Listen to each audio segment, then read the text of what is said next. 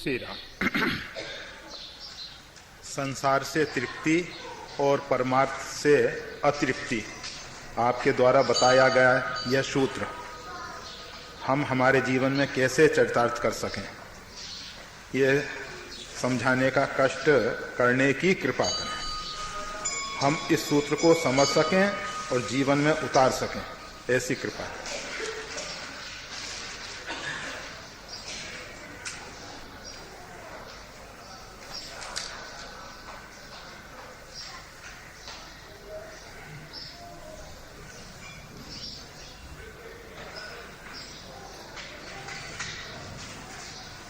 ये आती का एक चरित्र पुराणों में वर्णन किया गया है। एक महाराज यह आती हैं,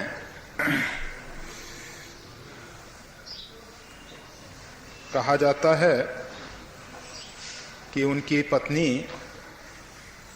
देवयानी और दासी शर्मिष्ठा। इतिहास तो बहुत बड़ा है, उसको ज्यादा हम नहीं कहेंगे।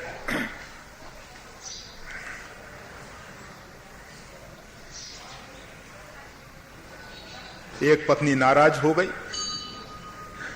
अपने पिता श्री शुक्राचार्य के पास पहुंच गई।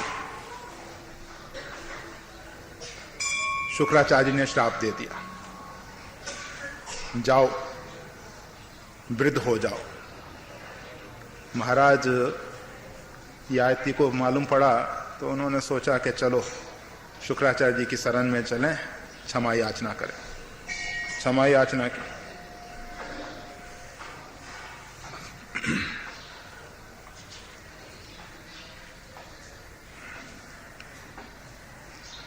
शुक्राचार्य जी से निवेदन किया, देखिए आपने श्राप जो दिया ना, बिना सोच समझ के दे दिया। मैं तो दुख पाऊंगा, ठीक है, वृद्धावस्था है, परंतु आपकी पुत्री को भी कष्ट होगा। अब आप विचार करिए।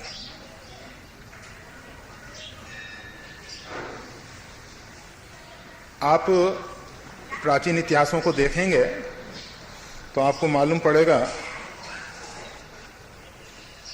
भगवान शंकर भी श्राप देते हैं। भगवान शंकर को भी क्रोध होता है, परंतु उनका श्राप जो है मुद मंगलकारी हो जाता है।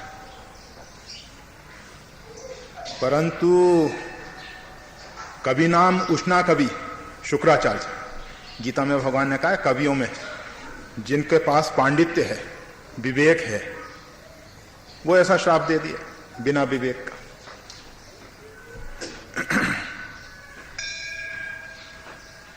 शुक्राचार्य को अपनी भूल समझ में आई। कहा कि भाई देखो, जो ऋषि की वाणी निकल चुकी है वो लौट के नहीं आ सकती। जो कह दिया सो कह दिया, उसमें तो परिवर्तन नहीं होगा। वृद्धावस्था जरूर तुमको प्राप्त होगी, परंतु उसमें एक रास्ता देते हैं।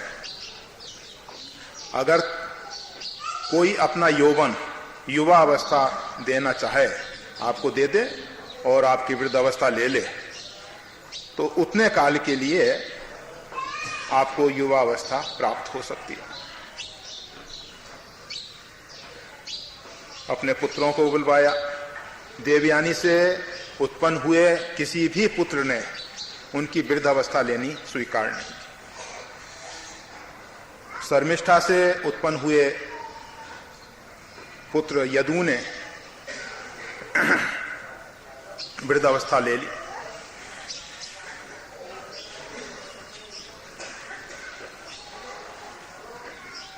उसके बाद उन्होंने लंबे समय तक भोगों को भोगा, और भोगों को भोगने के बाद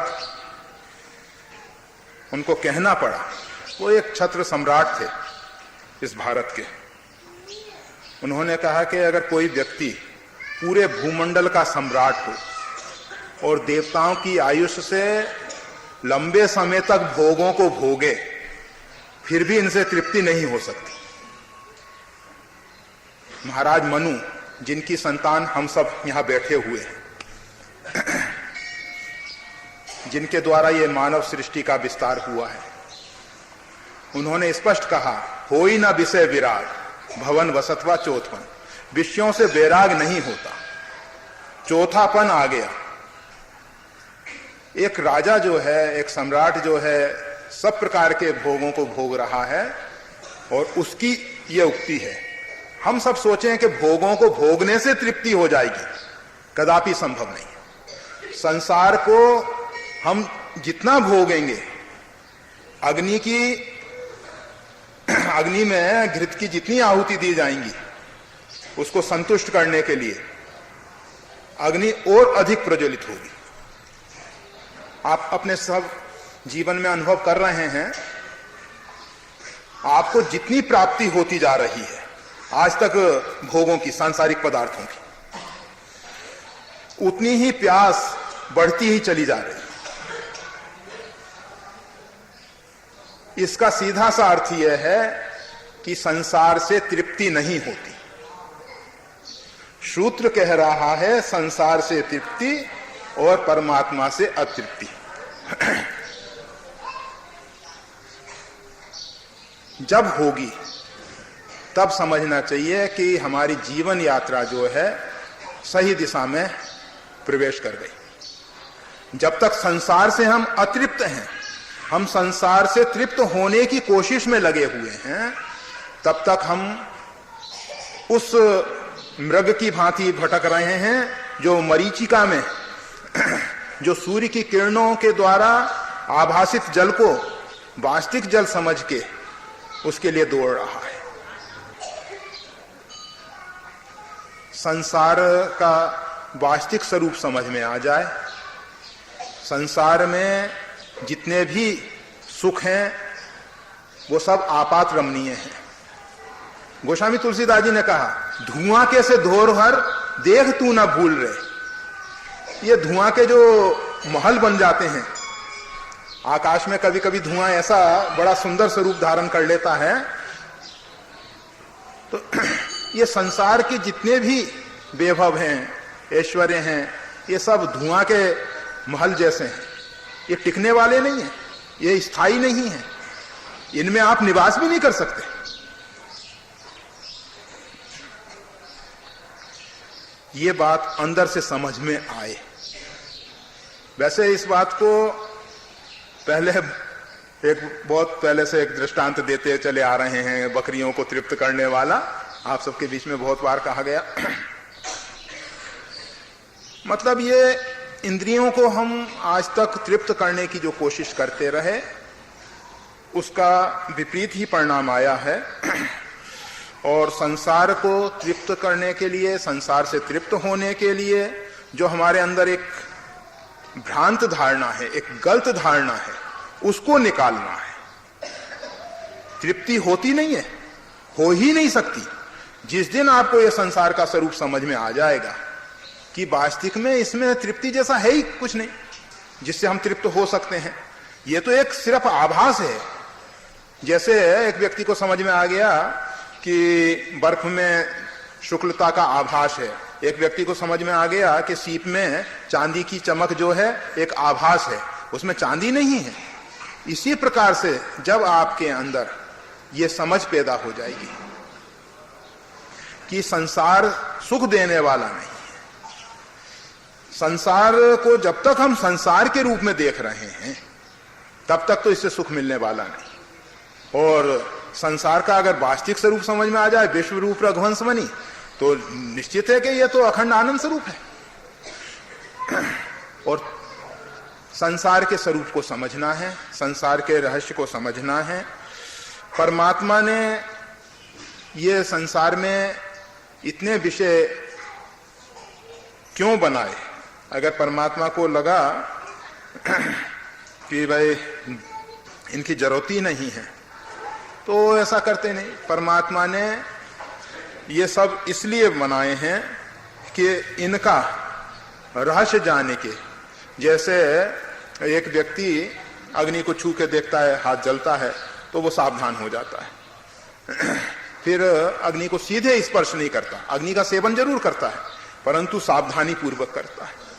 इसी प्रकार से संसार के विषयों को भोग के, समझ के दो प्रकार के व्यक्ति हैं। एक व्यक्ति तो ऐसा है कि जो वैज्ञानिकों के अनुसंधान को स्वीकार कर लेता है। एक विद्यार्थी है, पढ़ रहा है, वो कहता है कि वैज्ञानिकों ने अनुभव कर रखा है और उन्होंने इस विज्ञान की पुस्तिका में लिख रखा है, तो मान लेता है। एक विद्यार्थी है कि नहीं, मैं तो अपने जीवन में स्वयं इसका प्रयोग करके देखूंगा, पोटेशियम साइनाइड है, चख के देखूंगा कौन सा अच्छा है। हमारे जो ऋषि महर्षि हैं, हमारे जो विज्ञानी मुनि हैं, उन्होंने जो हम सबको एक विज्ञान दे रखा है, उसको मान लेना चाहिए। अच्छा किसान जो है वो दूसरों के खेत में देखता है, इसकी फसल बहुत अच्छी आई, पूछता है कौन सा बीज बोया था भाई, वो किसान बताता है ये बीज, वो भी अपने खेत में वही बीज बोता है। देख के सुन के भी बहुत से लोग समझ जाते हैं। हम सब देख रहे हैं कि अमुक के जीवन में इस प्रकार के कष्ट, इस प्रकार के दुख आदि व्याधि आ रहे हैं, फिर भी हम उसी प्रकार के बीज बो रहे हैं। हम देख रहे हैं कि अमुक के जीवन में इस प्रकार से अच्छी फसल तैयार हो रही है, सुख है, शांति है, समृद्धि है, हम उस प्रकार की फसल नहीं बोने की कोशिश करते। समझदार व्यक्ति वो हैं जो अपने पूर्वजों से प्राप्त अनुभव ज्ञान को अपने जीवन में स्वीकार कर लेते हैं। तो संसार से तृप्ति की जो बात है, ये जब तक संसार के स्वरूप को नहीं समझा जाएगा तब तक तो तृप्ति होने वाली नहीं है। इसके विषय में एक और महत्वपूर्ण बात कहा करते हैं, वो इस प्रकार से जब हम सब त्याग की बात करते हैं तो उसके लिए कहते हैं तृप्ति का त्याग ही त्याग है। अगर आपको अपने अंदर उस प्रेम रस का अनुभव हो जाए, उस प्रेमानंद की प्राप्ति हो जाए, तो निश्चित है कि ये संसार के जितने भी रस हैं ये सब सीठे फीके हो जाएंगे। जो मोहि राम लागते नीके। हम अगर राम रसायन को पा जाएं, अगर हमको राम रसायन मिल जाए, आप सब बड़े सौभाग्यशाली हो कि हनुमान जी के नजदीक बैठे हुए हो। राम रसायन को बांटने वाले जो उदार श्री आंजनेय हैं, श्री हनुमान जी महाराज हैं, उनकी सन्निधि में बैठे हैं, पास में ही हैं, हमारे सामने हैं हनुमान जी महाराज। तो हनुमान जी महाराज ही राम रसायन दे सकते हैं। जिसके पास राम रसायन है वही तो देगा ना। राम रसायन तुमरे पासा, यहां तो सुना है कि लाखों की संख्या में आपने पाठ कर लिए, परंतु आज तक हमें ऐसा नहीं लगा कि कोई व्यक्ति ने जाके हनुमान जी से याचना की हो कि प्रभु आपके पास राम रसायन है, हमारे ऊपर कृपा कर दीजिए। आप सब गए होंगे हनुमान जी के दरबार में, मंदिर में, और हनुमान चालीसा के पाठ भी सुनाए होंगे और अन्य अन्य प्रकार से आंकड़े की मालाएं भी पहनाई होंगी उनको, और भी जिसके पास जैसे तेल ले जाके चढ़ाया होगा, सिंदूर भी चढ़ाने के लिए व्यवस्था कर दी होगी। पर मांगा होगा तो सांसारिक सुख, संसार के पदार्थ, व्यक्ति, और किसी ने मांगा हो तो हाथ उठा के बताओ कि राम रसायन की मांग की हो, हमें आनंद होगा। झूठे नहीं उठाना भाई। हमें लगेगा कि बारडोली में ऐसे लोग जन्म लिए, ये भूमि, ये धरा परम पवित्र है। जिस धरा पे, जिस भूमि पे ऐसे व्यक्ति जन्म लेंगे जो परमात्मा के दरबार में जाके, या भक्तों के दरबार में जाके, या संतों के दरबार में जाके राम रसायन की याचना करेंगे, वो भूमि जरूर पवित्र होगी, जरूर पवित्र होगी। उससे बड़ा तीर्थ हमारे दृष्टि में दूसरा कोई नहीं होगा। वो सबसे बड़ा तीर्थ होगा जहां ऐसे लोग जन्म लेंगे। तो अगर आपको राम रसायन की प्राप्ति हो जाए, आपके जीवन में वो परमात्मा का प्रेम रस प्रकट हो जाए, तो सुनिश्चित है कि संसार आपको फीका लगने लगेगा, सीठा लगने लगेगा और आप कहोगे नहीं नहीं बस पर्याप्त है, बहुत हो चुका, अब संसार को भोगने की इच्छा नहीं। उस रूप में तृप्ति हो सकती है। तृप्ति का बस अगर उपाय है तो यही है। परंतु कोई सोचे कि विषयों को भोग भोग के तृप्ति हो जाए, नहीं हो सकती। इसलिए इस दिशा की यात्रा को विश्राम दे दो। बहुत चल चुके इस दिशा में, मतलब पदार्थों की प्राप्ति करके, सुख सुविधाओं की प्राप्ति करके हमने जो सुखी होने की अभी तक जो चेष्टाएं की हैं, उससे हम अभी तक सुखी नहीं हो सके। तो इसका सीधा सा एक अर्थ ले लें कि भाई ये रास्ता गलत है, इस रास्ते से अभी तक ना तो किसी को तृप्ति हुई है ना हो सकेगी। ठीक है, जितना भटकना था भटक लिए, अब नहीं भटकेंगे। और जो परमार्थ से अतृप्ति वाली बात कही गई है, राम ब्रह्म परमार्थ रूपा, परमात्मा ही परमार्थ है जीव का। लोग परोपकार और परमार्थ को पर्यायवाची बना दिए हैं, परंतु वस्तुतः परोपकार और परमार्थ दोनों भिन्न हैं। परमार्थ वास्तविक में परमार्थ जीव का परमात्मा ही है और परमात्मा श्री राम परमार्थ स्वरूप है। तो परमार्थ से अतृप्ति, परमात्मा से अतृप्ति वो स्वाभाविक है, वो आरोपित नहीं है। उसके लिए आपको कोई दूसरा प्रयास नहीं करना, क्योंकि परमात्मा अनंत है, उससे अतृप्ति रहेगी ही। अनंत को आप कितना ही पकड़ने की कोशिश करो, अनंत पकड़ाई में नहीं आएगा। अनंत के एक भाग को आप पकड़ सकते हो, परंतु अनंत का अगर आपने दूसरा छोर पा लिया तो वो अनंत नहीं होगा। परमात्मा का दूसरा छोर आज तक किसी को नहीं मिला।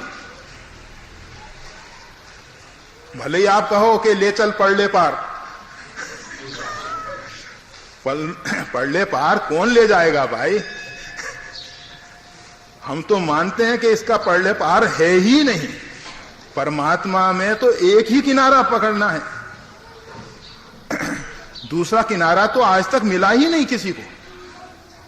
परमात्मा का अंत नहीं पाया जा सकता, वो अनंत है। सूर्य के प्रकाश से जब हम सूर्य की तरफ देखते हैं तो आंखों को कष्ट होने लगता है, हम देख नहीं पाते। परमात्मा में अनंत सूर्यों का प्रकाश है,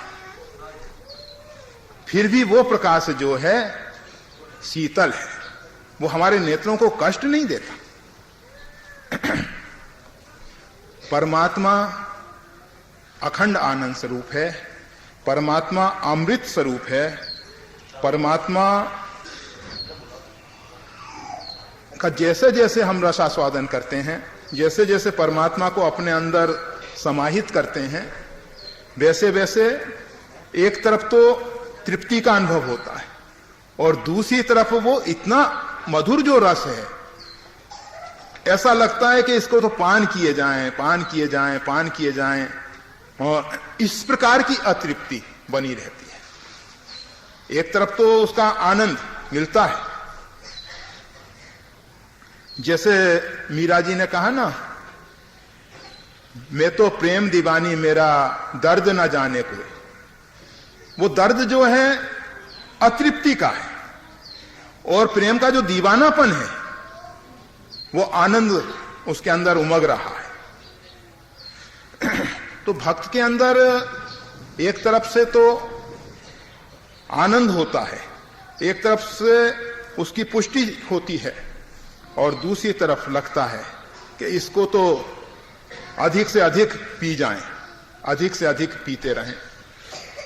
तो इस प्रकार से अतृप्ति वाली बात कही गई है। परमार्थ से अतृप्ति, संसार से तृप्ति हो जाए,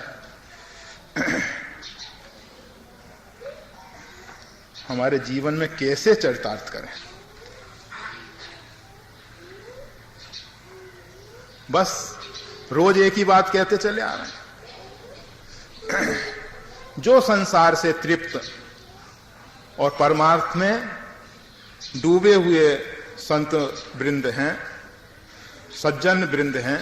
एक बात समझ लेना, जब हम कभी संत की बात करते हैं तो हमारा उसके अंदर कोई विशेष का आग्रह नहीं होता कि भाई जटा बढ़ाए हुए होगा, दाढ़ी बढ़ाए हुए होगा, काश्यांबर मतलब गेरुआ वस्त्र पहने हुए होगा, भस्म लगाए हुए होगा, नहीं।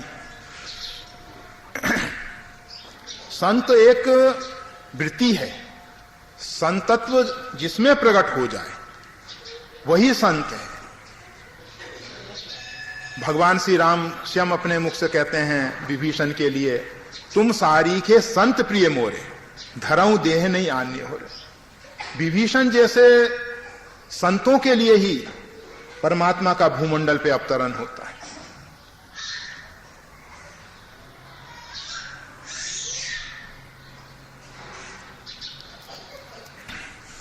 हमारे वशिष्ठ जी बड़े कृपालु हैं, संत बड़े कृपालु होते हैं। मधुर चरणामृत दे देते हैं, मीठा चरणामृत देते हैं।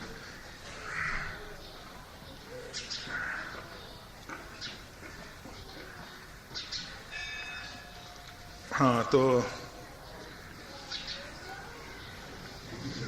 हाँ, विभीषण जी संत हैं। हनुमान जी महाराज कहते हैं, एहिते हट करियों पहचानी, साधु ते होए न कारज हानि। विभीषण ने पहचान लिया, श्री राम हनुमान जी महाराज ने पहचान लिया कि ये साधु हैं।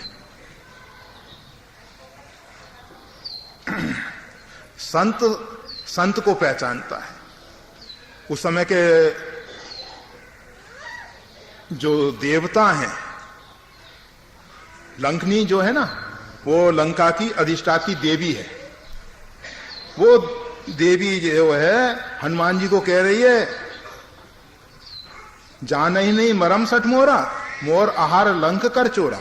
हनुमान जी को चोर बता रही है। रावण इत्यादि, हनुमान जी इत्यादि को नर कपि भालू आहार हमारा। परंतु संत जो है, संत को पहचानते हैं। हनुमान जी महाराज ने विभीषण को देखा, राम राम ते सुमरन कीना, हृदय हर्ष कपि सज्जन चीना। सज्जनों के चिन्ह लक्षण दिखाई दिए। राम राम ते सुमरन कीना, देखा कि ये कितने अधिक नाम के प्रेमी हैं जो उठते ही भगवत नाम उच्चारण कर रहे हैं। जिस वृत्ति में हम शयन करते हैं उसी वृत्ति में हमारा जागरण होता है। निश्चित है जो नाम सुमरन करते हुए नींद लेंगे वो नाम सुमरन करते हुए ही उठेंगे।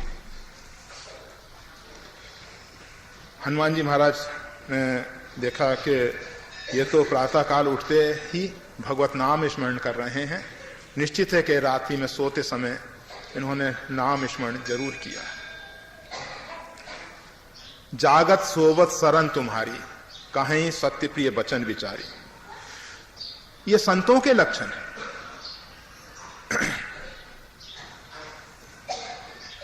नव तुलसी का वृंद तहां, देख हरस का पिता।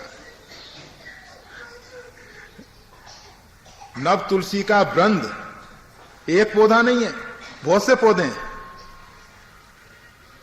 ऋषिकेश में हमने शायद ये प्रश्न किया कि बहुत से पौधे कैसे हो गए। कार्तिक का महीना और कार्तिक के महीने में तुलसी के बहुत से पौधे, वर्षा ऋतु में तो बहुत से पौधे हो जाएं, बात समझ में आती।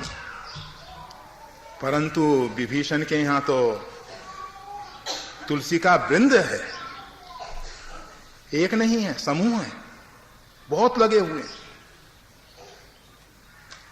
पता नहीं लोगों ने कैसे कैसे अर्थ हमको समझाए, परंतु हमारी तो जड़ बुद्धि है कुछ जो आया एक ही भाव हमारे को तो ये समझ में आया।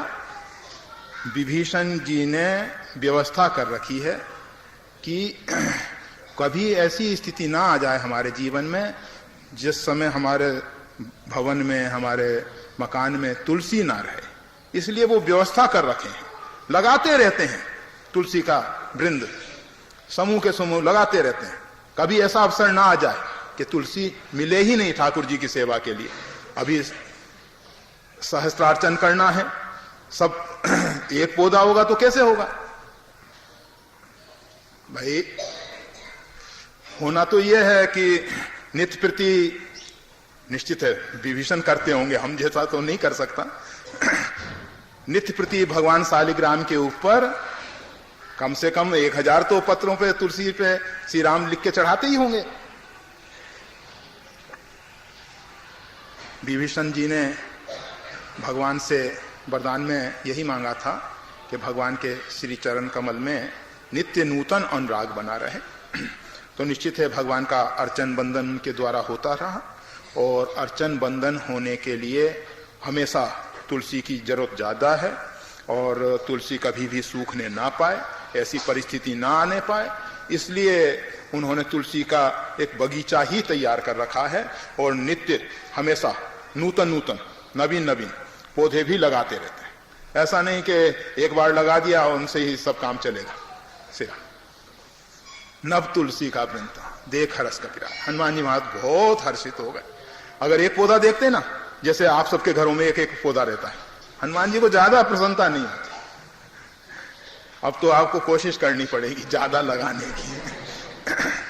हनुमान जी ने देखा कि कितने भगवत अनुरागी हैं जो इतने तुलसी का वृंद होना ये चाहिए। अभी हम घाट को ऊपर बंबई में गए थे, वहां एक बैठने की भी जगह ढंग की नहीं है, रामार्चन जहां हुआ, परंतु देखा काफी बड़ी क्यारी तुलसी की बना रखी है, ईंटों से चिनाई करके पक्की, और लंबी चौड़ी काफी है, उसमें तुलसी ही तुलसी लगी। होना चाहिए राम जी मंदिर में भी। हाँ, राम जी मंदिर के अध्यक्ष भी देख रहे हैं, सुन रहे हैं।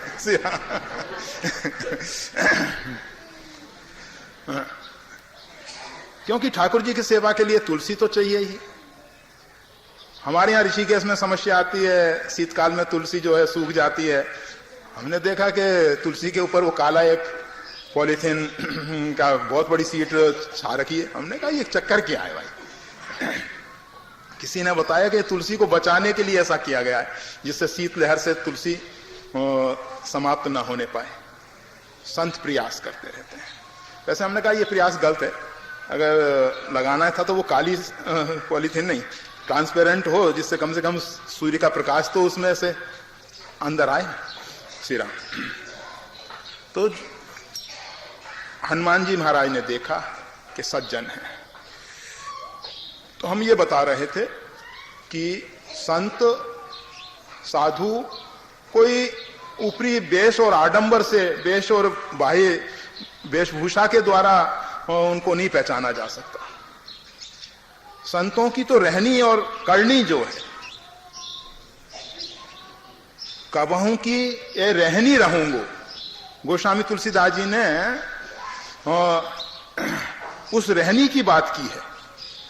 हमारे जीवन में वो संतों की रहनी कब आएगी? तो जो भी परमात्मा की कृपा से आपको संत महापुरुष मिल जाएं, जिनके पास बैठने से परमात्मा के श्री चरणों में अनुराग बढ़ने लगे, बस वही हमारे लिए संत है। और दूसरे जो वेशधारी संत हैं उनका तो अभिवादन जरूर करते हैं, उनको नमस्कार जरूर करते हैं, उनकी सेवा जरूर करें, परंतु हमारे लिए तो परमात्मा ने उन्हीं संत महापुरुषों को भेज रखा है जिनके नजदीक बैठने से संशयों की ग्रंथि उन्मूल हो जाए और परमात्मा के चरणों में अनुराग बढ़ने लग जाए। जब आप ऐसे महापुरुषों का संग करेंगे तो निश्चित है कि संसार से तृप्ति और परमार्थ में अतृप्ति वाली स्थिति को प्राप्त कर लेंगे। श्री राम।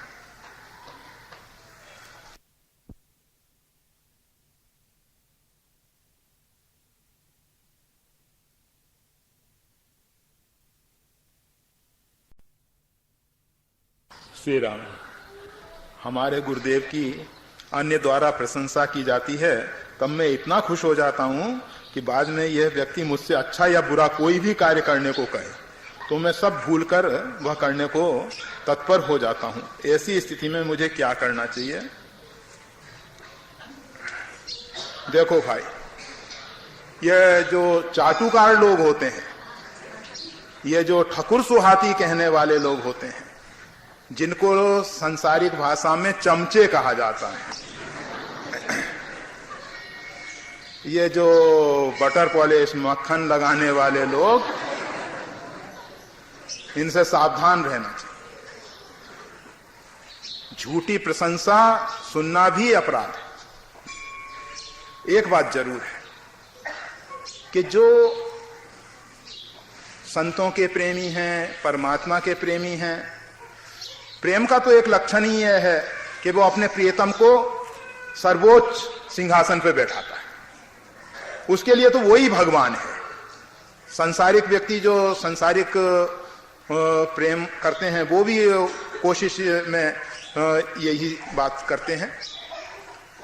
तो अगर सच्चा प्रेमी ऐसा कर रहा है तो उसमें तो कोई दोष नहीं है, परंतु उससे अच्छा या बुरा कोई भी कार्य करा लेने वाली बात जो है वो संभव नहीं होगी, क्योंकि जो ऐसा परमात्मा का प्रेमी होगा वो निर्वासनिक होगा, वो अपेक्षाओं से रहित होगा, इच्छाओं से रहित होगा।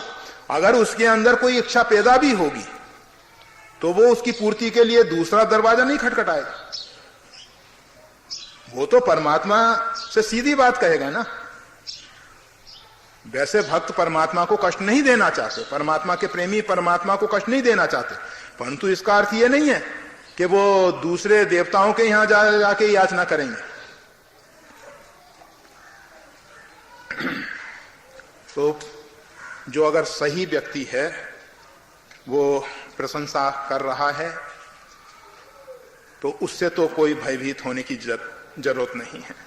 और गलत व्यक्ति जो प्रशंसा कर रहा है तो वो तो सुनने योग भी नहीं है, क्योंकि अब हमारे पास तो कोई ऐसा मापदंड नहीं कि हम पहचान सकें कि वो सही है या गलत है। तो गोस्वामी तुलसीदास जी ने बताया, उघरा ही अंत ना होए निर्वाण। ये कपट ज्यादा समय तक चलने वाला नहीं है, प्रकट हो जाएगा, छिपा नहीं रहेगा। कालनेमी जो है थोड़ी देर तक तो भगवान की प्रशंसा करता रहा, बाद में अपने स्वरूप में आ गया। इसी प्रकार से राहु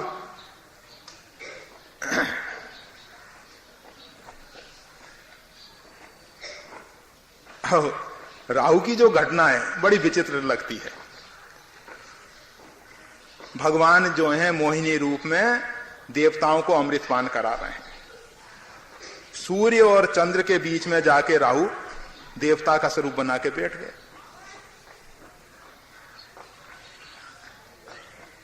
परमात्मा ने विचार किया, परमात्मा अंतर्यामी है, जान गए कि ये तो राक्षस है, परंतु पंक्ति भेद नहीं करना है।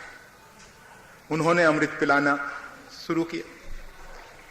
सूर्य और चंद्र ने कहा, भगवान क्या कर रहे हैं यार, ये तो राक्षस है। भगवान ने कहा कि अगर इनकी बात नहीं मानता हूं, भगवान अंतर्यामी है, भगवान जानते हैं कि अमृत तो पिलाई दिया है, अब अगर मैं चक्र से इसका सिरोच्छेद करूंगा तो क्या एक के दो हो जाएंगे। कर भी दिया। और परंतु सूर्य और चंद्र जो अपने आप को भगवान से ज्यादा बुद्धिमान समझ लिए, उन्होंने यही तो जाहिर किया कि भगवान अंतर्यामी नहीं है। अगर भगवान अंतर्यामी है तो उनको समझना चाहिए था कि भगवान तो स्वयं अंतर्यामी है, हम जानते हैं, प्रभु सर्वज्ञ हैं, उनसे कहने की जरूरत ही क्या थी। और उसका दुखद परिणाम आज तक सूर्य और चंद्र भोगते चले आ रहे। श्री राम। तो कहने का मतलब यह कि कपट जो है, दंभ जो है, लंबे समय तक टिक नहीं सकता। छिप नहीं सकता, समझ में आ जाता है। और फिर जहां कहीं कोई व्यक्ति पहले तो अच्छी ढंग से भूमिका तैयार करे और भूमिका तैयार करने के बाद अपने लोभ की बात करे तो समझ लेना कि ये चाटुकार है। अगर वो लोभ की बात करता है तो समझ लेना कि वो भाई। दूसरी बात यह है कि हमेशा एक अंतःकरण में परमात्मा का स्मरण करके परमात्मा से निवेदन करते रहो। हमने इस बात को अनेकों बार आप सबके बीच में कहा है कि हम नहीं जानते हैं क्या सद है क्या असद है, क्या अच्छा है क्या बुरा है, हम नहीं जानते। परमात्मा से प्रार्थना करो कि प्रभु आप हमको कृपा करके सद्बुद्धि प्रदान करें और हम कोई भी ऐसा आचरण नहीं करें जो आपकी बनाई हुई मर्यादा के विपरीत हो। तो परमात्मा आपको ऐसे समय पे जरूर सावधान कर देंगे। जिस प्रकार से हनुमान जी महाराज तो कालनेमी के द्वारा जब भगवान का गुणानुवाद होने लगा तो सुन के मंत्रमुग्ध हो गए, परंतु भगवत प्रेरणा, भगवान की इच्छा शक्ति, क्रिया शक्ति वहां भी कार्य कर रही है। हनुमान जी को प्यास लगी, मांगा जल ते दीन कमंडल, कमंडल दे दिया। हनुमान जी महाराज ने कहा ये बाबा और कमंडल हमको जल का दे रहा है, कुछ दाल में काला है। संत तो अपने पात्र को अपने लिए ही पवित्र समझते हैं, दूसरे को तो कभी नहीं देना चाहेंगे। हनुमान जी कहा कि भाई मैं इतने थोड़े जल से तृप्त नहीं हो सकता, मैं तो जरा अधिक प्यासा हूं। कहा ठीक है, सामने पास में सरोवर है, चले जाओ। वहां सरोवर में गए, एक मगरी जो है हनुमान जी को पकड़ने आई, हनुमान जी का स्पर्श पाके शाप से मुक्त हुई और उसने सब घटना बताई कि मुनि ना होइए निश्चर घोरा, ये मुनि नहीं है, ये तो घोर राक्षस है। इसमें परमात्मा की इच्छा शक्ति और क्रिया शक्ति तत्पर है। जब कभी कोई परमात्मा का ऐसा भोला भाला भक्त किसी गलत व्यक्ति के द्वारा ठगा जाना चाहेगा तो परमात्मा की क्रिया शक्ति, इच्छा शक्ति उसको सहन नहीं कर पाएंगे, तुरंत व्यवस्था कर देंगे जिसके द्वारा उसके सामने पड़ा हुआ पर्दा जो है हट जाएगा, उसको समझ आ जाएगी कि ये व्यक्ति गलत है, इसके चक्कर में नहीं आना चाहिए। तो भाई प्रशंसा सुन के प्रसन्न हो जाना बहुत अच्छी बात है, उसमें कोई आपका दोष नहीं है, परंतु व्यक्ति अच्छा और बुरा काम कराने की जो बात सोचे, अगर अच्छा करा रहा हो भले ही गलत व्यक्ति भी हो तो कर देना, क्या बिगड़ता है। परंतु बुरा वाली बात जहां तक आए तो भूल के भी, भूले कुपंथ पे तो भूल के भी पग नहीं रखते।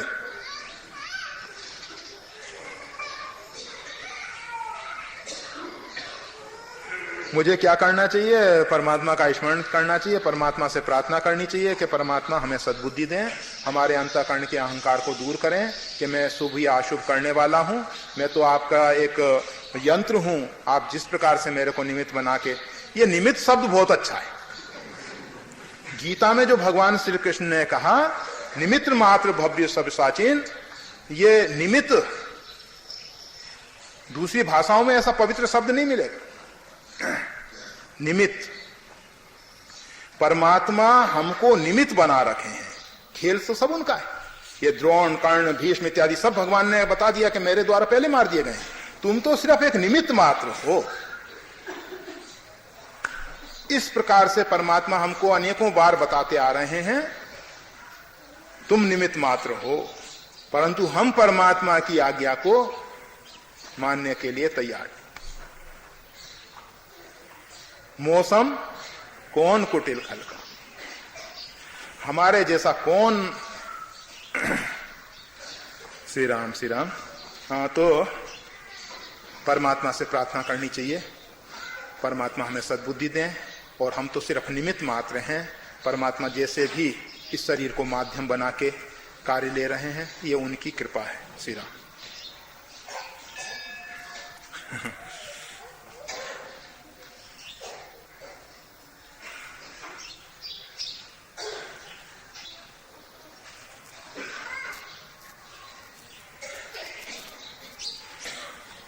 हाँ, सुना जाता है कि इस बार आप नामदान नहीं देने वाले हैं, पर वह भी सुना जाता है कि आप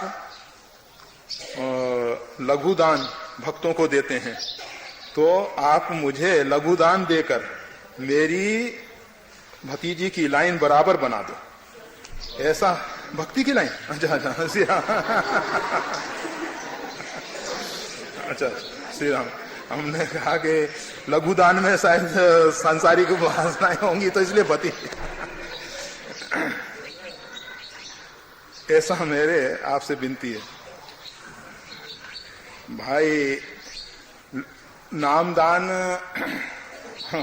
जिस संदर्भ में कहा गया है उसी संदर्भ में अर्थ कर रहे हैं कि शास्त्रीय मर्यादा ऐसी है जिसमें कहा जाता है कि सूर्य जो अभी धन राशि पे हैं, इस कारण से जब तक सूर्य धन राशि पे होंगे तब तक मंत्र दीक्षा इत्यादि शुभ कार्य जो हैं निषिद्ध हैं। इसलिए शास्त्राज्ञा परमात्मा की आज्ञा है, और परमात्मा की आज्ञा को यथासंभव कोशिश होनी चाहिए कि हम अपने जीवन में पालन करें।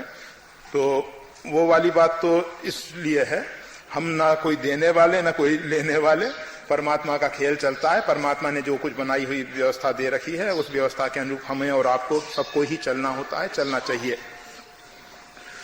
अब रह गई बात तो ये लघुदान वाली बात। लघुदान और फिर उसके आगे जो भक्ति वाली बात, ये तो दोनों में बड़ा गड़बड़ हो जाएगा। नाम दान से भी भक्ति का दान तो बहुत बहुत ऊंची स्थिति में होगा, क्योंकि नाम दान तो एक बीजारोपण है और भक्ति तो पूरा वृक्ष। तो जब नाम दान की स्थिति में नहीं है तो फिर भक्ति का दान वाली उसको लघु दान मत मानो। और हमेशा कहा गया है कि भक्ति के दाता तो परमात्मा है, या परमात्मा के प्रेमी संत भक्त हैं, और हम जैसों के पास ऐसी अपेक्षा करना श्री राम। हाँ, इतना जरूर है कि आप सबके सौभाग्य से अभी राम जी मंदिर में काफी संत पधारे हुए हैं, और प्रेम पूर्वक अपने अपने जिसके पास जैसी जैसी योग्यता क्षमता है, संत देवता भगवान जो हैं भाव रूपी श्रद्धांजलि से प्रसन्न हो जाते हैं। उनको और कुछ नहीं चाहिए। सूर्य नारायण को हम अर्घ से जल देते हैं, वो तो अपनी किरणों के द्वारा पूरे भूमंडल पे से कितना जल शोषण करते हैं, फिर भी हमारी 3 अंजलियां या 1 अंजलि जल से वो तृप्त हो जाते हैं। तो इसी प्रकार से देवता संत जो हैं आपकी भाव और प्रेम से तृप्त हो जाते हैं, उनको आप तृप्त करने की कोशिश करो, और उनसे ना चाहोगे तो भी मिलेगा। देखो एक बात समझ लेना, फूल सुगंध दे या ना दे, फूल की सुगंध बिखरती है। इसी प्रकार से दीप प्रकाश दे या न दे, दीप प्रज्वलित होता है तो प्रकाश फैलता है। इसी प्रकार से संत आशीर्वाद दें या ना दें, संतों का आशीर्वाद उपयुक्त पात्र को मिलता है। कोई हमको जरूरी नहीं है कि वो संत हमारे सिर पे या पीठ पे हाथ रख के थपथपा दें और कह दें कि चिरंजीव भव, आयुष्मान भव आदि आदि। श्री राम। आशीर्वाद कहने से नहीं, संतों का आशीर्वाद जब संत उस स्थिति में होता है तो आशीर्वाद बिखरने लगता है, और वो आशीर्वाद हमारे पात्र के अनुरूप हमारे अंदर प्रवेश कर जाता है। पात्रता की जरूरत है, ना कि संतों से आशीर्वाद की याचना की जरूरत। याचना मत करो, भिखमंगे मत बनो, तुम तो शहंशाहों के पुत्र हो, ईश्वर अंश जीव अविनाशी। अरे राजाधिराज अनंत अनंत ब्रह्मांड के जो आप सब संतान हैं, फिर क्यों दूसरों के पास। जय श्री राम।